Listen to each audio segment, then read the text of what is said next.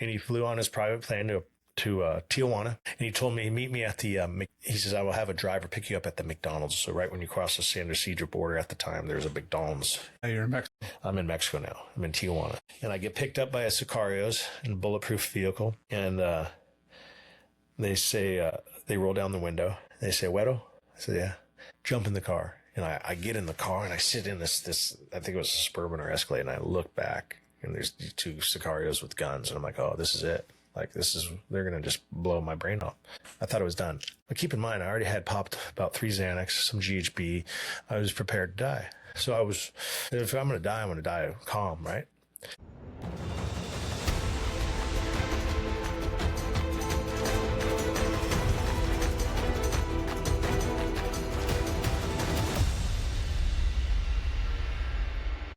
Hey, gang, welcome back to part 2 of the interview with Owen Hanson, former member of the USC championship football team, not just once, but twice.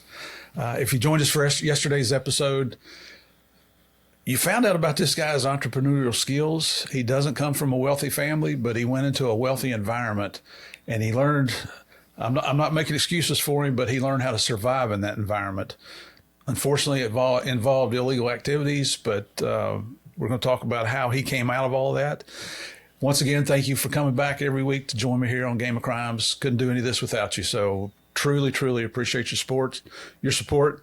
If you're not on YouTube yet, do me a favor, go over, check out. You'll see Owen Hanson. This is a good looking young man here. Let me tell you, I'm not going to tell you how old he is, but he certainly doesn't look his age. He don't look like Murphy, or, this old decrepit fat man over here with no hair. I don't know if he's got hair or not. He's wearing a hat, but still, go check him out. While you're there, click on that subscribe button for me. I'm trying to blow up YouTube this year. You folks have been very supportive on all the other social medias platforms, so we're just going to try and do that with YouTube this year. Okay, let's get back in. Owen, welcome back. Thank you for your patience, buddy. Yeah, no worries. Thanks for having me back. Truly enjoying this interview. And as we mentioned yesterday, Owen has a book out. It's called The California Kid. At the end of the podcast, you'll be able to see where you can get this. But I tell you right now, you can get it on Amazon. Right there, that's where I got my copy. It will not come with those pink tabs. Those are tabs that I put in there when I'm reading somebody's book and doing a little research on them. So go over and check his book out. I'm telling you, it's worth the read. It's a book that you pick up, start reading, and you'll have a hard time putting it down. So at the end of yesterday's interview, you were telling us about the betting business that you were in, that you created betodog.com. And I mean, when other bookies were being busted, you were being left alone. Is that because your servers were offshore in Costa Rica, or why did they come for them and not you? I don't think I was big enough at the time, right? That's what I was thinking. Maybe I wasn't big enough for them to look at me. But later on in life, in the book, you're going to see that they were actually watching me the whole time. They were just feeling the situation out, and you'll see what happened. I started to take bets from a very infamous cartel, one of the biggest cartels in the world at the time. And I was introduced to this member, this lieutenant for them, through one of my agents. And at the time, I didn't know what this person did in New Mexico. I just knew he was a wealthy businessman. And I started taking these bets, and I was getting these duffel bags dropped off in Newport Beach, $250,000 at a time. And I told my agent, the agent's a sub bookie, and I was paying him 50% of everything he brought in from this whale. Wow. Because in my business, if guys are losing, I can afford to pay you 50% because it's they never win.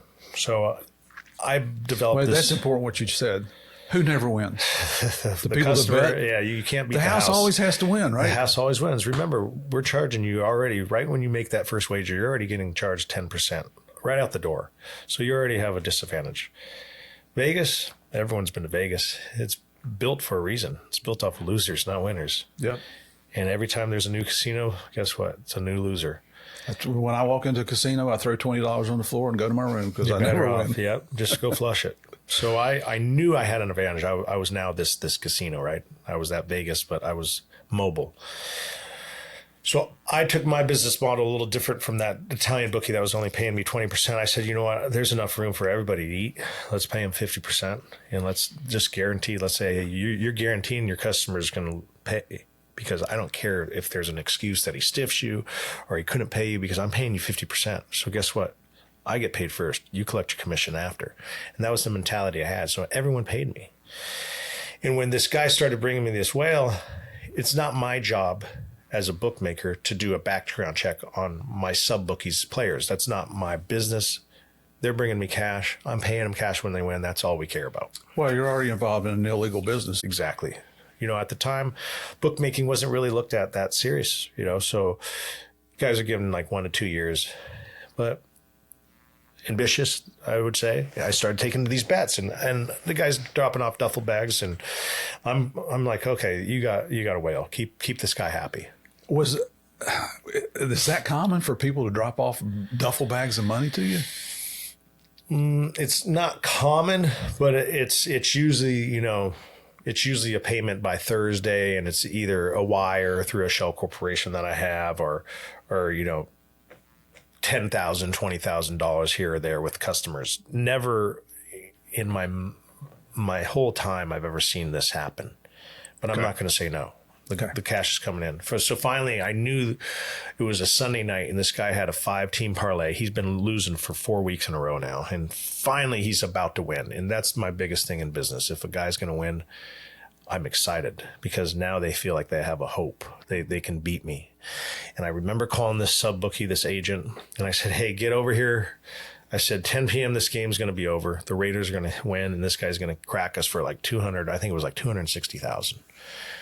I said, pick up the bag of cash. I said, Monday morning, I want you on his door. I don't know where he lives, but wherever he lives, I want you to give him that bag as soon as he wakes up.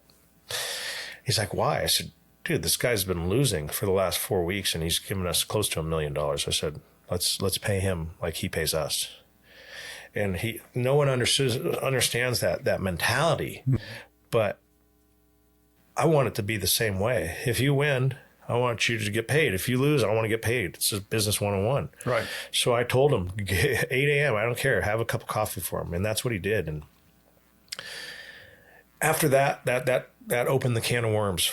That's where this thing started to take a turn. And that's why we're together today, because he came back and he says, my uncle really liked the way you did business. And I said, your uncle? He goes, yeah, that's my VIP customer. I said, okay. And then he handed me this encrypted phone. And I said, what's this? It was a BlackBerry. And he says, this is an encrypted phone. This is the password. My uncle wants to speak to you. I'm like, what do you mean he wants to speak to me? Are you thinking he's going to place bets with you? Yeah, I didn't know. At the time, I'm just like, okay. I'm like, am I using my black market concierge service for him? Like, what does he need? I said, does he need a trip to Cabo? Like, I don't understand what he needs me for. And he said, Wedo, I really like how you paid me on Monday. That was good business. He says, I understand you're a big bookmaker in the United States. And this is not on the phone. This is through an encrypted message through a phantom secure phone. And I'm learning the system. Like, you got to put 2 codes in. There's 2 passwords. It's encrypted, blah, blah, blah. You can't even speak on this thing. The microphone's taken out. The GPS is taken out. And every time you send a message, it goes through this encryption and your message is deleted. And I'm like, okay, well, this is pretty high tech, whoever this guy is. I said, well, what do you need? I'm thinking, he says, I understand you probably have cash all over the United States. Would you be willing to help me move some money and pay some of my employees in Mexico or in the United States? I said, well, whatever you need. He goes, I'm willing to pay you 10% of anything you move for me or anybody you pay for me. Easy, Steve. He's like, I have a safe house in San Diego. I need to pay a worker $100,000 over there in cash. Like, easy. Like, I'm going to make $10,000 just to drop off $100,000, like in a day. Like, not even a day. What is it going to take one of my runners 2 hours, right, to drive south? Now, are you paying with your money or they're I pay with my money? cash? Okay. So you got to remember, as a bookmaker, you have to have cash all over the United States to be able to pay your customers. So I have cash everywhere. So California is really easy for me because that's my hub. So when he says $100,000 down in, I think it was Vista, I said, no problem. So now he owes me $110,000. And what was so beneficial to me, he says he could wire the money anywhere internationally. For me, that's good. You got to remember, I have my office in Costa Rica. So now I'm able to pay my employees and not have to worry about bringing money down there. Because before, I was old school. I would bring 10 of my friends. I'd give them $10,000 each, and they would fly on the plane. And that's how I bring my cash down there. And then I'd let them stay at my house in Costa Rica, and they party all week, and we do it once a month. And that's how I was bringing money to pay him. But now this opened the door for me. I could avoid the fee. I was paying everyone 5% to take the money down. So they took 10,000. I gave them 500 to spend on their trip. So I was avoiding the fee. And now I'm making 10% on my money in one day. Like, who can make 10% on their money in one day? No one, right? So I said, oh, hey, I could do this. And then it started to be like, hey, I need 200,000 in North Carolina. I have a stash house over there. No problem. Call my bookie over there. Hey, I need you to drop off 200K here. Boom. So now I'm just moving this money for this cartel member, but I don't know it. I don't know he's a cartel member. I'm just thinking he's a businessman who, I know he's doing something illegal, Steve. I'm not going to lie, but I don't care because I feel like I've already broken the law. I'm bookmaking. I'm already money laundering as it is because we're dealing with cash. So it's is he in the U.S. or Mexico? Oh, he's in Mexico. Okay.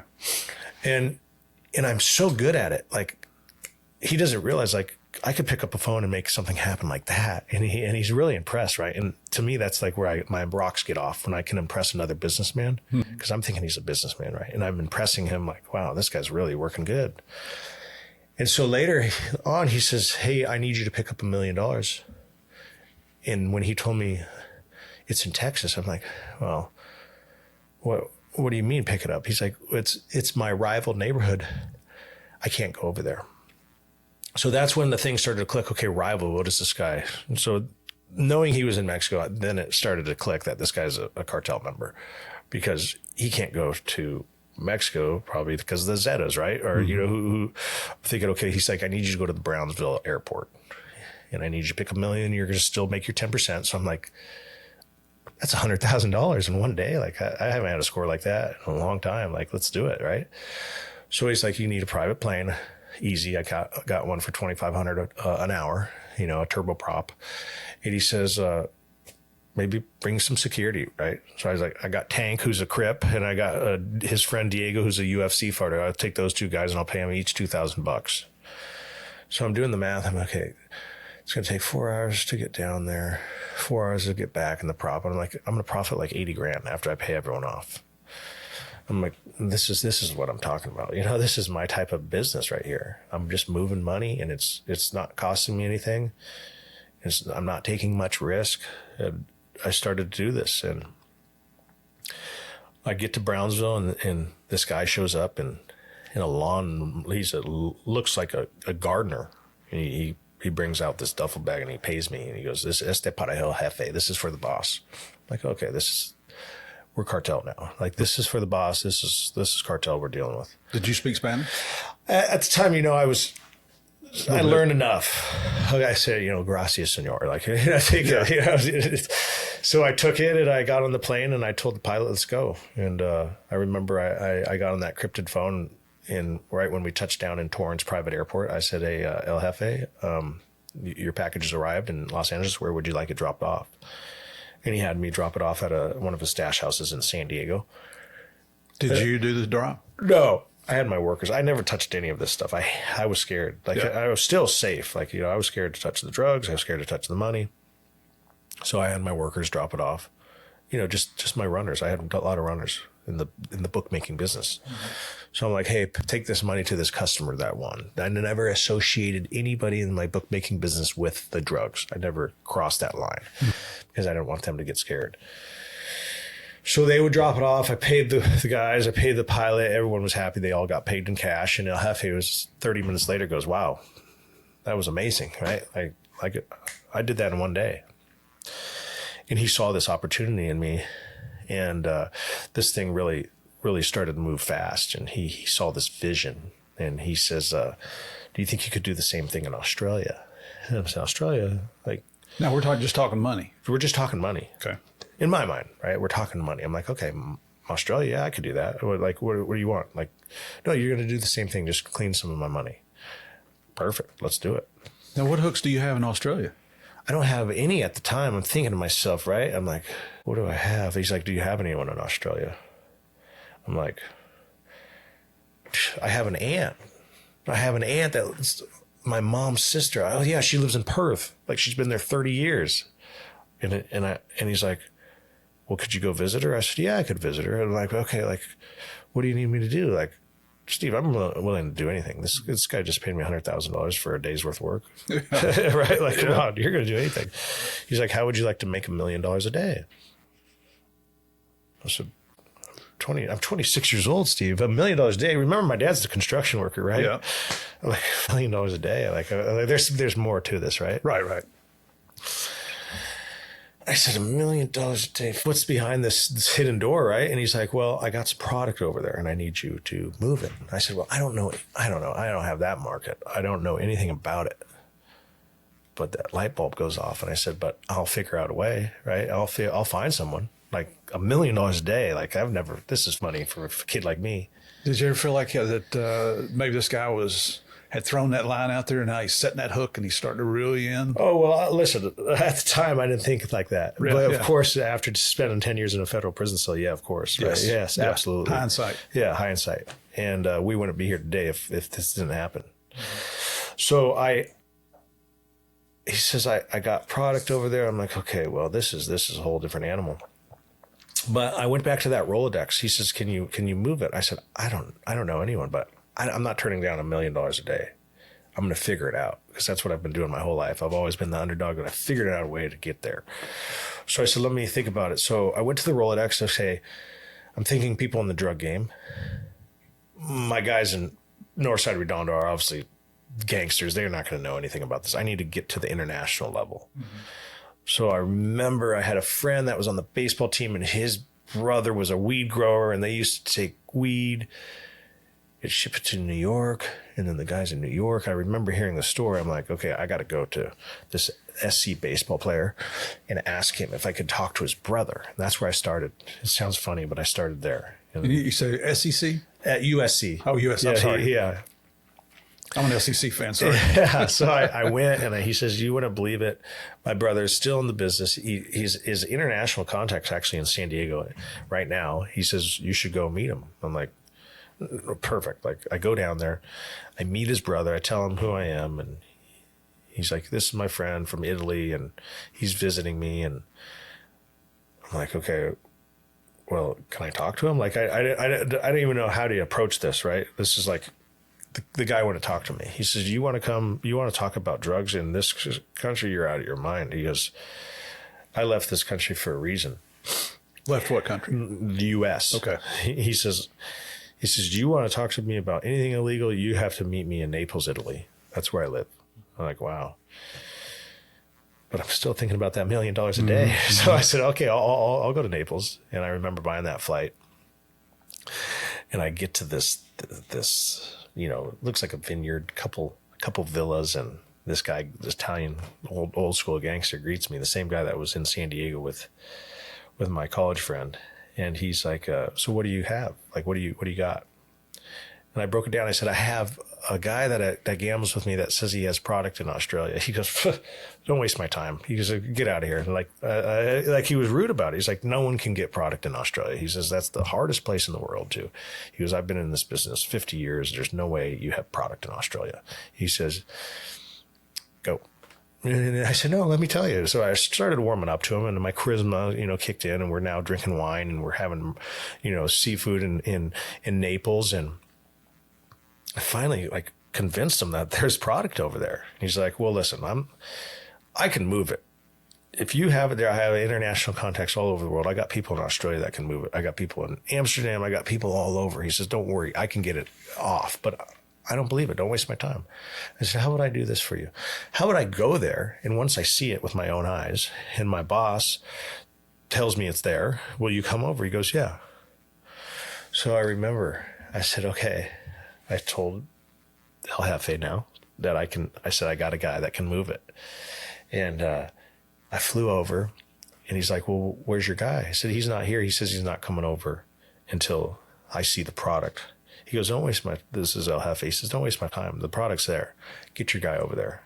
And I didn't see it yet, right? Mm-hmm. So, but I lied to this, we'll call him Uncle Louis, because he's from Italy. I said, "Uncle Louis, this product's here. Get over here." And I'll never forget this day. He told me the first test run, I had to get this, El Jefe said, "Get a hotel room at the Four Seasons." What city? This is in Sydney. Okay. And I was so scared because I don't want to be around the product, right? And I told Uncle Louie, you got to get a room right next to me in the Four Seasons. So I went in, checked in, got a room, and Uncle Louie got a room right next to me.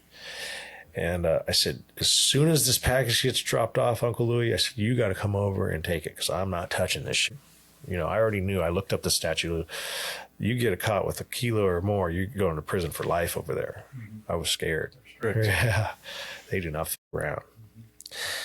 And he came. He knocked on the door, and there was a guy in a DHL suit, and he just dropped off the package. I'm like, okay, cool, DHL. I open it up. I said, Uncle Louie, get over here. 10 kilos. Boom, right off the top.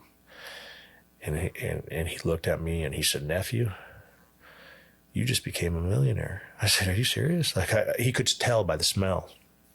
That same smell we were talking about. Acetone. Yeah. He says, you just became a millionaire. And I said, get it out of here, Uncle Louie. Just do what you got to do. I'm just like nervous now. You know, I'm stressing. I'm sitting there just on the bed, just waiting. 30 minutes later, he comes back. $1 million. 100,000 a kilo. That was the wholesale price that I sold it to him for. El Jefe charged me 50,000. I charged 100,000. And Uncle Louie, I don't know what he charged. That wasn't my business. So I now had $1 million in my presence. That was the first day. The next day was 20 birds. The next day was 20 birds. The next day was 20 birds. And all of a sudden now we have all this millions and millions of dollars now. And you got to remember, I think of like 26, 27 years old, Steve, and I'm like, I'm staying in this apartment in Darling Harbor in Sydney. And it's just this little studio. And I have so much cash filled in my kitchen, in my dishwasher, in my attic. I don't know what to do. Yeah, and it's not like you see on TV where $1 million fits in a suitcase, is it? No, these are $50 bills, man. That's a whole lot of 50s. A whole lot of 50s. And I had a money counter, and I had to count it. I had to verify it was there. Sometimes these stacks would be off like by $10,000. Sometimes they would be plus 20,000. I mean, it was all over the place. And it takes so much time to count that money. I would spend 6-7 hours a day counting money. Like, people don't realize how much. Right. $50 that gets jammed up. It doesn't count right. You got to run it again. It's a headache. Mm-hmm. That was scarier than the cocaine. Just knowing you're sitting on all this cash and you're now working for somebody that's a lot more powerful than you. And who knows, besides you and Uncle Louie, who knows that you've got the cash stashed there? No one knows. No one knows. Really? Yeah, no one knows at the time. Because you would have been a prime robbery. I'd be great. Dude, I would be robbed for sure. No one knows. And Uncle Louie and I are popping Xanax. We're drinking wine every night. We're stressed. He's staying in an apartment down the road. I got mine. He's keeping his money there. He's going through it like I am. Because you got to think he's sitting on just as much, if not more. I don't know what he's charging. Mm-hmm. So we were stressed. We're taking Xanax every night, like 5 p.m. We're on the Xanax. We're taking the white wine, and we're at Darling Harbor just trying to, calm our nerves. Now what? Yeah, and that money belongs. All that money is not yours. That belongs to El Jefe. Yeah. So you got to remember now. This is the catch, right? I'm thinking, okay, I'm just doing this for El Jefe, but now I realize he wants me to do the same thing as before when I was in the States, which was launder the money. Now I got to get it out. Mm-hmm. I don't know anything about getting money out internationally, but I got to find out a way, right? Yeah, I got to figure it out. Yeah. And I said, man, where do I go with this? I called my accountant from San Diego, and I said, I got a problem. I got a gambling customer, because remember, never talk about drugs with anybody. That is like the biggest sin in the world. That's so taboo. I got a taboo, right? I called my accountant saying, hey, I got a gambling customer. That's a whale. The guy's lost like $5 million. He's got another $5 million to play with right now. I said, can you help me clean this? Get it out of the country. I don't know how to do it. He flies over with my best friend from volleyball at USC, one of my best friends. He flies over with his father-in-law, who's captain for a fire department. They're thinking this is legal gambling money from a gambling customer, because they looked up the laws, and gambling's legal in Australia. I lied to him. But listen, I got to figure out a way. So they're there. I put them up in the nicest hotel. I get them the nicest dinners and wines, and I'm just like treating them. I said, this trip's on me. They didn't ask for a percentage. They just wanted to be wine and dine and help. This construction kid just hit big, right? Wow. Has this whale for a customer. And I convinced them. And they said, this is what we're going to do. We're going to buy Euro notes, the $500 Euro notes, and we're going to buy gold. This is my accountant's idea. He says, we'll start buying that with the cash. Each of us will start with $50,000 a day, and we'll go to every gold store and buy as much as we can without getting identified. Keep under that $9,000. And then we're going to go to the exchange spots, and we have these fake IDs that are U.S. passport cards that no one knows about at this time. They just came out with these fake names. And we're going to use those to exchange our cash for euros. Why euros? At the time, a euro was worth $750 for every 500 euro note. So if you got a $500 euro note, that at the time was $750. So what we did was we took 50,000 cash and exchanged it all for the 500 euro notes. And then we came back to my studio and we bought comic books. And we put those euro notes between the comic books. And we vacuum sealed them. And then we threw them in an eBay. At the time, eBay was big. We threw them in an eBay envelope, put the eBay sticker, the comic brand, and we sent the money to all these P.O. boxes we had set up in the U.S. Why comic books? Because we figured if someone's buying something from someone in Australia, like, why not comic books? Like a collector's Yeah, item? like a collector's. So no one's going to question a comic book. And when it's going through the U.S. Post or the Australian Post, it's called a U.S. Post. No one's looking at the legal envelopes. You know, they're thinking people are hiding money in different things. And like at the time, no one's thinking a legal envelopes filled with cash, right? Especially euro notes. It worked 100%. Never had one picked off. And then we're like, okay, this is taking a little long. We're running out of euro notes. Everywhere we've gone is they're out, you know, where we bought all the euros. And then we're like, okay, let's start doing the 1 ounce round gold coins because we can use the Ugg boots, which is from Australia. And we'll put the 1 ounce rounds, 4 of them inside the Ugg boots. And we'll buy the extra sole where we'll glue it on top. And once we ship these Ugg boots, we go to the postage store, UPS, or they're going to just think we're just sending gifts. So we'd go to different locations and send these Ugg boots as you know, gifts from Australia. Everyone knows Uggs are from Australia. Oh, yeah. So we had girlfriends, wives, and everyone had Ugg boots. Father had Ugg boots, every size and color you could imagine, man. I should have opened up an Ugg store. So we have all this gold coming in. I'm like, man, this is taking way too long. Like, what's next? Bank of China. Bank of China is just as shady as they sound. $50,000. You could walk into Bank of China with 50,000 cash and wire anywhere on the world. And we figured that out because we were storing our gold in the safety deposit boxes. And my accountant asked them if they do international wires. They said, yes, we do international wires up to 50,000 with cash. So he went back and he had these fake IDs made with different names with the U.S. passport cards. So we had a way to get our money to the U.S. through the Bank of China network. And we started coming in with different names. And there was 3 branches in Sydney, and we'd go to each one, you know, once a week. And we started doing 50,000 at a time.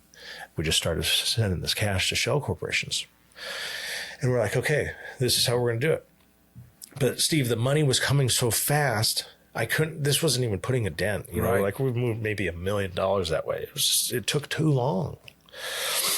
And I was dating this Mexican girl at the time, very high class, met her in Vegas, and she had a lot of good, like high dollar clients, like not clients, but friends. Mm-hmm. And I remember I reached out to her and I said, hey, I got this gambling customer of mine in Australia that I have this cash. I don't know. Do you know anyone that could maybe help me get it out of here? Like, do you have anyone? Like, I'm thinking like maybe she knows someone that's in the casino business. Now, are you doing this on open phone lines?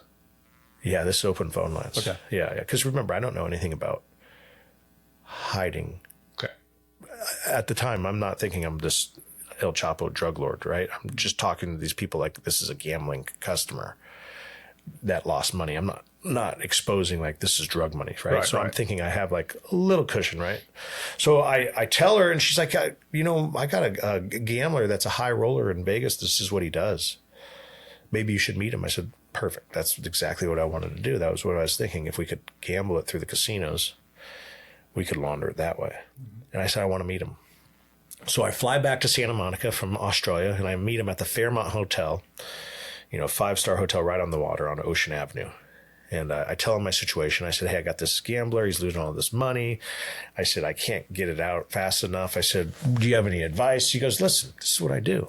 He says, we'll start small. I'll pick up $1.5 million and I'll play it through the casinos. I'll come in. My host will call in as a high roller. I'll fly in. I'll get a comp room, and they'll let him know I'm coming. And at the time, he was a high roller at the Venetian and the Bellagio and all these big hotels. So it was normal. They called in. They say, I got a whale coming in from Vegas.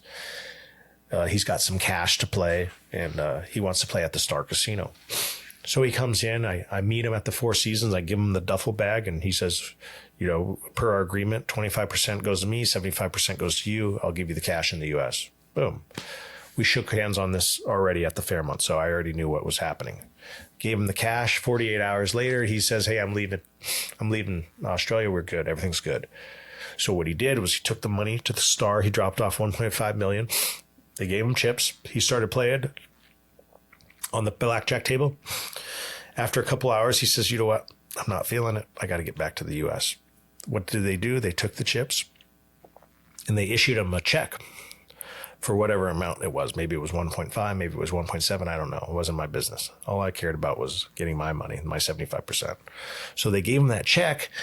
He flies to Vegas where he's this high roller. He goes there. They give him the check over there, and sure enough, they cash it, give him chips and cash, whatever he wants, because he's the man over there. Calls me, says, hey, I got the 1.5 minus my commission. I think it was close to $1 million. And I said, perfect. Where do you want it? Had my wife at the time, it was my girlfriend at the time, pick up some. I had my dad, out of all people, pick up some.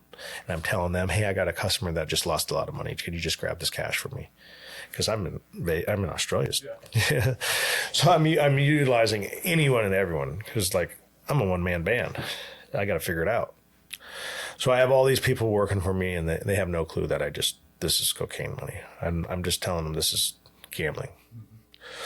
And he calls me in 2 weeks later. Hey, let's do it again. He liked it. It was easy money for him. We're going to do the same thing. All right, boom, 2.5 million. And he comes. I gave him the suitcase, got his to-me luggage, got his first class ticket there. Everything he asked for. Boom. This guy's a businessman just like me. I like how he does business. 3 hours later, he's calling me. He's like, we got a problem. I said, what do you mean? He goes, I lost all your money. I said, whoa. 2.5? 2.5. He says, I actually only have 300,000 left. I said, no, you don't. I said, you have 2.5 million minus your 25%. That's all you have. You should have the rest for me. I said, we went in this. No, I got to see you. I said, I'm not buying it. And at the time I was with my personal trainer. We were working out. And I said, hey, we got to go to the Star Casino. I don't believe this one bit. He goes, I got a pit boss over there. He goes, we'll find out if he really lost it. I said, let's go. And we meet him, and he's just shaking like a leaf. I'm like, you got 300,000? I said, give it to me. I said, you're not spending that 300. He goes, no, I don't have it. I have it at the room. I said, well, we're going to go get it. And I said, right now you're going to sit down because we're going to check and see if you really lost this money. We're not buying it. So my trainer goes and talks to the pit boss, and sure enough, the guy said he blew it. I'm like, nah, there's something fishy about this. This guy probably worked a deal with the pit boss. They took the money, and they're doing something shady. I said, we got to look into this. I said, but first, let's take that 300,000 he has. Let's get him to bring it to us. Let's get that out of his hands. He's not losing anymore. No one knows that this is the cartel's money, right? I can't tell anyone that. So I tell him, okay, we're going to get a room at the Hilton Hotel on George Street. I said, you're going to go grab your 300, grab your passport, and meet us over there, because I can't have you going anywhere until we figure out this situation. And so this trainer and I are like, man, what are we going to do? I said, well, what we need to do is we need to get the money out of my apartment, because he picked up money at my apartment before. So he knows where I live.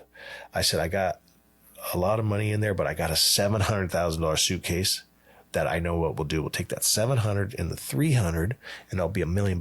Take that $1 million, put it in your farm where you live. This is my personal trainer.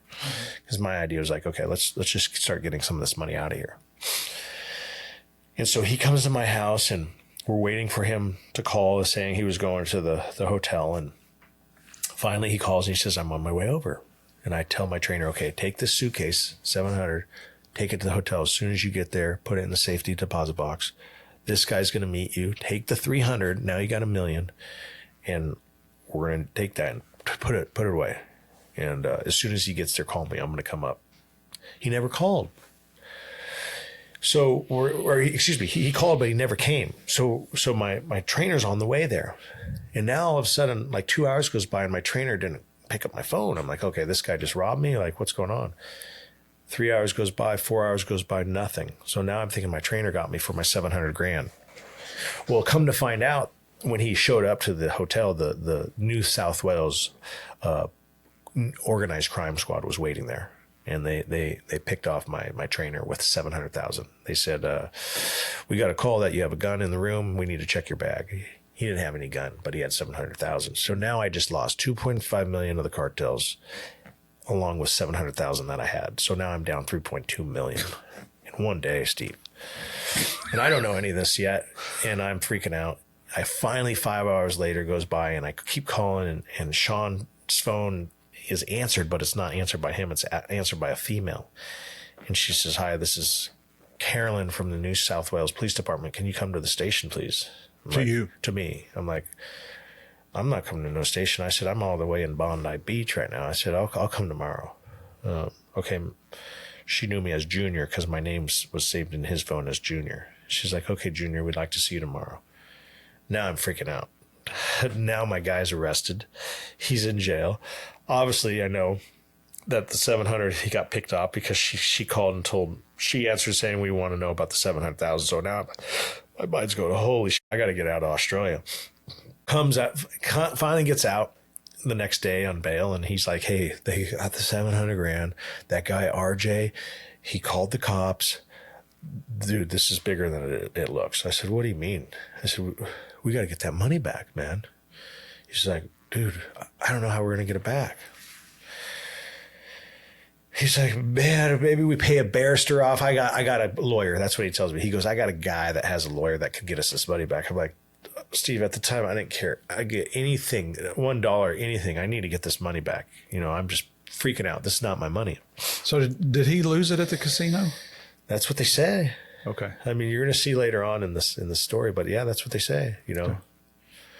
So 2.5, 700 now, 3.2, I'm in the hole, and I'm like freaking out. I'm thinking I'm going to be a wanted man in Australia. I'm like, I got to get out of here.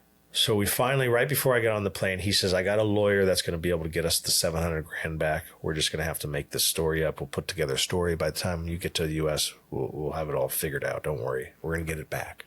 I'm like, okay, at least I'll get something back, right? And I get to the L.A., and I'm like, man, 3.2. Now El Jefe is hitting me up on that encrypted phone. Hey, I need some money dropped off here. I need it dropped off here. What's going on? Why haven't I heard from you? I'm freaking out. How am I going to tell a member of the cartel that I lost 3.2 million of his? Like, there's no way I'm telling him on this BlackBerry.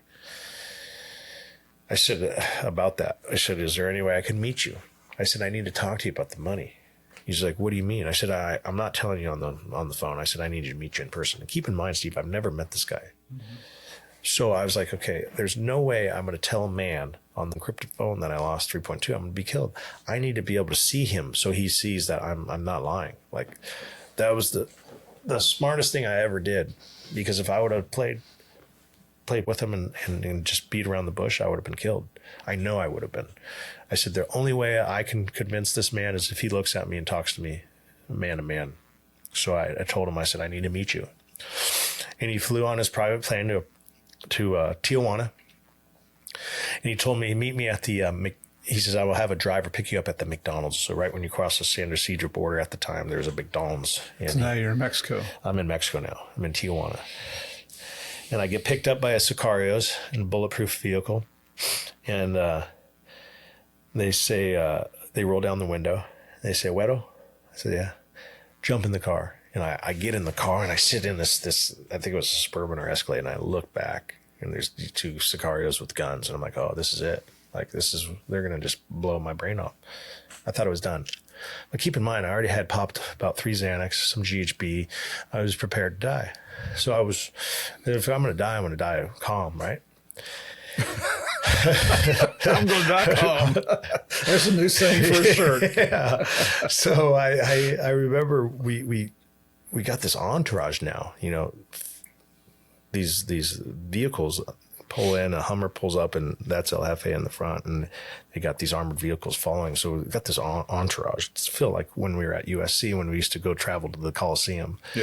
You know, that's what it felt like. The first time I felt like that in years. And so, you know, they take us to this town called Puerto Nuevo, which is a small lobster town. And it was like, I think it was like a Monday or Tuesday, and the whole restaurant was closed, and the whole town was deserted. It was like, I was like, man, what's going on? And we went into Puerto Nuevo #1, and there was only one lady making tortillas and one waiter, and he had a table, and they're all his sicarios. And I met him for the first time, and I shook his hand and told him who I was, and I had my driver's license to show him, like, this is me. I'm not hiding. This is where my family lives. Like, he already knew all that. Come on. You think he didn't do his homework? And I sat down and I told him the story. He already knew, though, Steve, because the articles were already out in the Australia Times and the Sydney Times and the Sydney Herald that this bag of cash got picked up. So I guarantee he already knew. This he's resourceful. And I told him the story, just how it went down. And he's looking at me, and I knew he was reading me. He was feeling me out, seeing if I was lying. And he believed me. I mean, I wasn't lying. I was telling him the truth.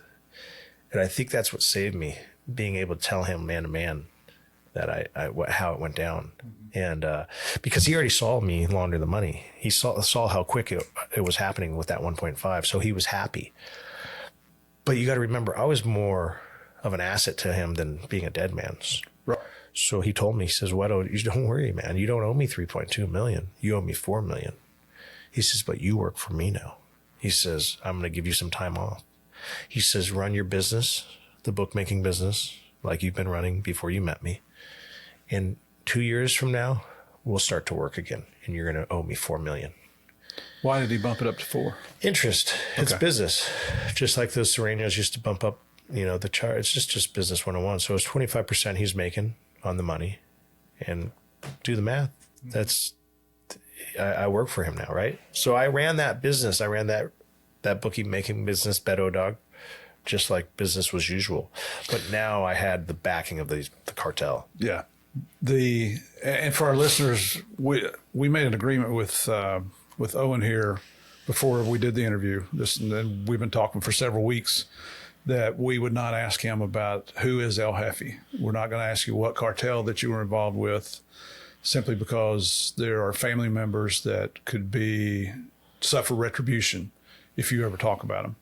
So that's the reason we're not telling you who or what. I don't know, and I'm not asking. So just want you to know that's why I'm not identifying anybody here. So for 2 years now, is it 2 years that you're just running the betting business? Running the Beto Dog. And it was great. I'll tell you why it was so good, Steve, because now I could take any bet. I had El Jefe's backing, right? So now my business had blown up. I went to Macho Sports and got all his clients and all these bookmakers that were getting picked off. I was taking over, and everyone knew me as this black market bookie that would take any action. I took a $250,000 bet on a Super Bowl game. What's the incentive for the bookies that have been arrested to give you their clients? Kickbacks. Oh, you're paying them. Paying them envelopes, dropping off envelopes for them because they can't book ever again, and they know they're being watched. So we'd have a runner drop off an envelope of $25,000, whatever the players. We just kept them as far away from them as they could, and we just kept a tally. If they ever wanted to log in, they could look in the software and see what their players had lost. Wow, that's I mean, you think about the illegal businesses, and you're actually an honest guy in the illegal business. Very honest. You just kind of presume that if I'm doing something illegal, I'm going to screw you eventually. Most people do. You're right. But I told people I ran my business like I ran a Fortune 500 business. I was honorable. Everything I did, I was honorable. Look, I'm paying back El Jefe eventually. You're going to find out I pay him back. But that's how I was raised. That's how Big Jim taught me. Are you making payments to El Jefe during that 2 years? No. He just said, hey, just do your thing. He said he didn't want to affect my money to run my business. And I appreciated and respect that, because now I was able to not worry about that. Did he reach out to you occasionally, just say, hey, what's up? No, like he was still betting, so I still had him betting with my bankroll. And it's not like I was like, it's, it just didn't feel right. But he said, business is business. Don't worry. Just keep running. And, and that was a relief for me. Wow. And then during that 2-year period, any cocaine dealings or any illegal narcotics? No, nothing illegal. We just took it off. He says, you're hot. He says, people are watching you. And he was right. But he didn't realize that they were watching me. And I didn't realize they were watching me, but they were watching me this whole time. 2 years is a long time. They were waiting. And they were building this case because they were getting information from Macho Sports, from all the people that got indicted. We're obviously talking per their agreements. And I knew they were watching, Steve, but I knew I had to pay back El Jefe. The reason I knew is I had so many contacts that worked for this company that were telling me, like, listen, we went to this cooperation agreement meeting with the feds and they had your driver's license. They told us what you did, what kind of drugs you sold, were you doing ecstasy, they would tell me everything. So I knew, Steve, I was being watched, but there was nothing I could do. I had that marker of $4 million that I knew I had to pay back. Of all these dealings, whether it's the drug business or the betting business, did everybody pay you? Nobody ever tried to screw over you? My collection ratio was pretty much 90%. I had the best in the business because when I did business with you, if you referred me to a customer, I said, okay, are you vouching for them? Because if they don't pay me, I'm going to come to you. And if you don't pay me, then I don't want you as a customer. So every person that I got as a new customer had to verify a driver's license and that they would vouch. Otherwise, I didn't want the business. Because if you're bringing me Mel and you're saying Mel's good, then that means you're willing to pay Mel's debt if he doesn't pay me. And that's how I entered the business relationship with the new customer. How do you enforce that? Don't tell me about any murders. No murders. Never killed anyone in my life. I enforced it with a scare tactic. So I'd get your driver's license, and I had a private investigator that worked for me and worked for the FBI, retired, and he would give me information on that customer. So I'd be able to run a credit check, run where their family lived, run everything. And anytime I had a stiff, a guy not pay me, I would say, hey, run the guy. Here's his license. Tell me everything about him. And he'd give me a report. Okay, his mom lives here. His dad lives here. He has 2 siblings. He has 2 kids that go to school here. And then I would use that information in order to somehow give him a little nudge, whether it was sending roses to his wife at her work at Northrop saying, hey, tell hubby it's time to pay up. Any scare tactic I could to get them where they're calling me and saying, hey, you don't need to send them flowers to my wife. Can you tell me where I need to wire that money? You had to crank it up for certain people, but I never ever put hands on people, never hurt anybody.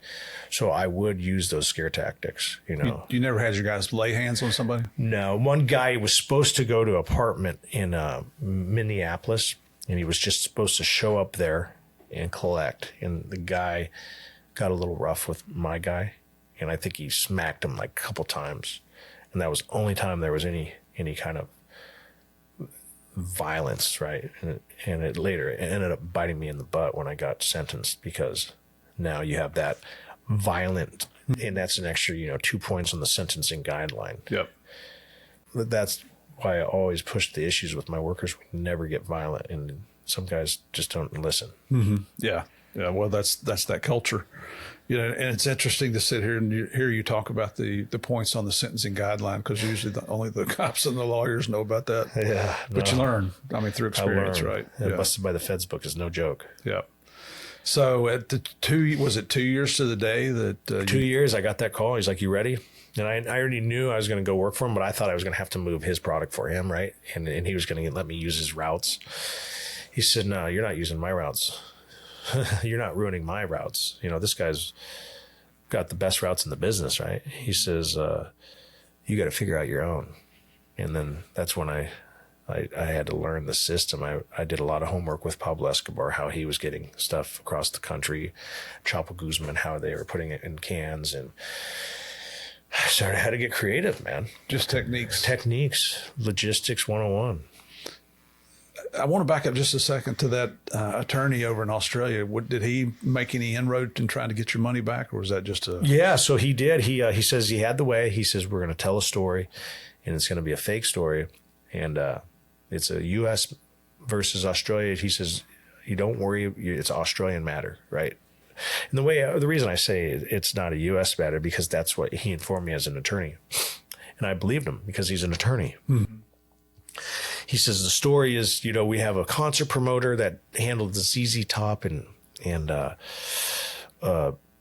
Fleetwood Mac concerts in Australia. He says what we're going to do is we're going to say that you were a silent investor and you paid cash to ZZ Top's promoter in U.S. and you gave him cash, and in return, you were getting paid your cash back in Australia with an interest. And that's the story we're going to stick to. We got ZZ Top's promoter to talk to the feds already. And he says, we will have you tell the same story after he goes in, because we'll know what he said. And he says, don't worry, it's going to be great. We're going to get it back. I'm going to take half. You're going to get half back. And at the time I was like, cool, if it's that easy, let's do it. But this was the catch, Steve. There's always a catch. Right? And I'm taking his advice as a lawyer, because that's why he's making this money. I said, okay, so what do I got to do? He says, you got to go to the Beverly Hills police station. I said, whoa. What's that have to do with me with cash in Australia? I said, I'm not doing that. We don't talk to the cops in the U.S. Like, you're out of your mind. He says, no, mate, it's not a U.S. matter. You're just going to go speak to the Beverly Hills police station, and they're going to put you on a call with the law enforcement over here. I said, no. He says, mate, this is fine. We're just giving a statement to get the money back. I said, this is crazy. So I get there and I'm like, man, I can't believe I'm doing this, but I'm trusting my lawyer. Right. I'm trusting him. That's where people need to understand. When you have someone that's supposed to protect and serve you, like law enforcement is supposed to protect and serve the people on the street, the lawyer is supposed to protect and serve you in the legal system. So I'm using this judgment that I'm taking his advice, his legal advice. He's protecting me. So I go in there, I'm thinking, okay, I'm not talking to Australian authorities. I'm going to have my lawyer there. He's going to be there. And it's not a U.S. matter, so Beverly Hills is off the table. And it felt that way, because the Beverly Hills cop greeted me. He looked at my ID. He put me on this Skype call or Zoom call. Now it's Zoom, but it was a Skype back then. And I'm speaking to these authorities. The Beverly Hills cop left. He didn't want anything to do with it. So now my mind's thinking, okay, this is really not a U.S. matter. This guy's gone. He's not even listening. And I'm in the Beverly Hills police station waiting for my lawyer to get there. And he's in Australia. He's like, mate, just tell him the story. We already got the story. Just start talking. So now I don't even have my lawyer present. My lawyer's on the phone saying, mate, just go ahead and tell the story. He's not even there. So now I'm like, okay, this is crazy. He's like, am I really doing this? I don't even have legal representation now. And I'm telling this to the authorities. This is crazy. Right. But I'm taking his advice, and I tell the story. I'm telling them, yeah, I got this money. I dropped it off. I had these investors. They're saying, where did you get these investors? I say, I deal with these VIP customers. I played professional sports. I did this. I have people that invest money in me, and I make them return. I'm telling them that this lawyer's telling me to tell them. And it's all wrapped up. And I remember he asked me, so how did you get the money? And I said something, I slipped. So I said, you're asking me how I laundered the money? I said something like that. And if I had my lawyer present, I would have never said that word, like laundered the money. That's not the wording, right? But I'm just speaking freely. Mm-hmm. Like, my lawyer's not there to help me. So I'm just, and that was the trigger. Like, I basically said, so you're asking me how I laundered the money? And that was the hook, right? That's what they wanted. And this thing snowballed. And next thing you know, I don't know any of this, but this is all recorded. And so the government over there is playing with them, like, yeah, we're going to get the money. You guys are going to get it back. And this whole time we're wiretapped. And I don't know it. I'm wiretapped in the U.S. His law office is wiretapped. His home is tapped. His car is tapped. In Australia, they have different laws, and they're allowed to wiretap houses, law offices, cars. It's not like the U.S. So this whole time we're discussing on the phone about the matter and how the money's, how we just told the story and we should win an Oscar. Like, we got it. Don't worry, you got it, mate. You did great. We got the ZZ Top promoter. He's happy. He's going to make money. The whole time they're listening. Who's listening here in the U.S.? The FBI, yeah. So they're working in conjunction. And that's why I didn't get indicted with this Macho Sports, because they had this case already they're working on this whole time. Jeez. I know, they're patient. They're very patient. 4 years. So, okay, so I just wanted, because that attorney's going to come into play here later. Yes. So now Heffy calls, you got to develop your own routes. Your own routes. And I'm like figuring out, okay, how in the hell am I going to do this? So I have to fly over to I can't go to Australia. I have to fly into Fiji, where a guy that was helping me with the legal end, he was this retired kingpin, and I asked him to join me, to meet me. He couldn't fly to the U.S. because he was already had a felon. He couldn't go to the U.S. obviously. I couldn't go to Australia because I was this wanted man. So we meet at this island in Fiji, and he had a mate that owned the island, so we felt safe. There was no one else on that island except him. And the story gets crazy, man. A private island. So I fly there. I remember bringing my wife and her sister, and he brought his wife, and I land on this island, and it's like we got it all to ourselves. And I told him the situation. I said, "Hey, you told me if I ever brought it back into this country, you could help me, get rid of it." I said, "Well, this opportunity occurred that $4 million that I owe." I said, "I need to work for this boss." I said, "I don't know. What do you want me to do? How am I going to get into your country?" He's just looking at me like, "Man, that's really hard to do." And then I remember we were drinking wine, and I said, "I got it." We were drinking that wine. I said, it was like clear. I was like, it was a white wine. I said, we're going to put it in wine. He looked at me and he says, "You're crazy." Putting cocaine into the wine? In the wine bottles. To take into Australia? Yeah. Okay. And that's where my vision after that glass started. I was like, I'm going to break it down in liquid form. I'm going to have that alcohol. There's that Everclear that's like 150 proof. And I'm going to break it down. And I said, I'll put it in the wine bottles, but I'll get, instead of the white wine bottles that are clear, I'll get the dark opexed one that are black. And I said, I'll recork it and I'll send it. So that's what I did. I went back to the U.S. and he says, let's just do a test run. And I got a case. I went to Napa Valley because everyone knows Napa Valley wine's the best from the U.S., at least from California. And I had one of my runners bring me the wine. I take that back. I got the wine at Bevmo from Napa Valley. And I broke down that wine. I dumped it out. And I remember I was with my contractor. I said, there's only one guy I can trust in this. He's very resourceful as far as construction goes. He does cocaine already, so let's bring him into this. So I told him what I had to do, and he's like, "Oh, that's easy. Take the Everclear, put it in the bathtub." We had these construction sites we were working on, and we had these bathtubs, and we broke it down into Everclear basically, and it dissolved the cocaine into liquid form. And then I got these big funnels, and I poured it back and wiped them down with alcohol pads. And I had this recorking machine. I put the cork on, I recorked it, put this candle of wax and melted it like a wine bottle. And I put the cases in, and that first one went to Australia. Had my boy over there have the address, and I remember he was on the encrypted phone. He goes, "Mate, you figured it out." And I said, "Oh, we got it." How much coke were you putting per wine bottle? I think it broke down, I want to say like half a kilo. And this is just the regular wine, regular not wine bottles. Not the jumbos. Yeah, I think we started with, let's see, I think we did 24 bottles the first time, and I think we tried like 5 kilos. And it's diluted, obviously, with this alcohol. But he says, "Don't worry, if we can get it in that way." He had a chemist that could bring it back and repress it. He says, "But we got to make sure it's good quality."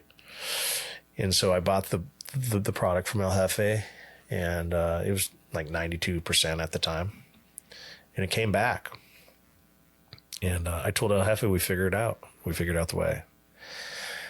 But it got too good. People started seeing the money, and they realized like they're not making enough. So the chemist that was charging us $2,000 a kilo bumped his price up because he knew how much money was being made. And I needed him. What did he bump up to? He bumped it to 50%. Yeah. And I was already paying 50% to my guy. This is what he's telling me. I was already paying 50% to my guy for catching it. So it's like now we're talking, the numbers I'm making is like the same number I would make hustling cocaine in the U.S. Like, what's the point? Mm-hmm. So I had to go back to that drawing board. And I said, "Man, I'm going to figure out a different way." I said, we're going to cut that guy out. So we've been going a while now. What I want to do is typically I post out, I'll take an interview and put it in 2 sections, but we still got a ways to go here. So this is going to be a 3-parter for everybody.